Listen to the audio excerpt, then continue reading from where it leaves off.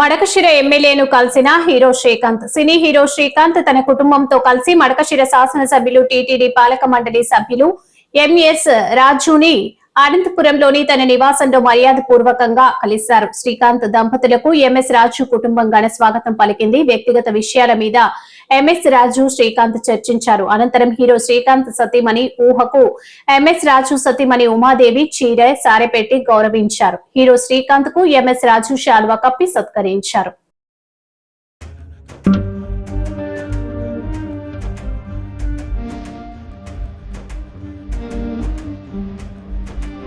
తానే తానే తానే తందా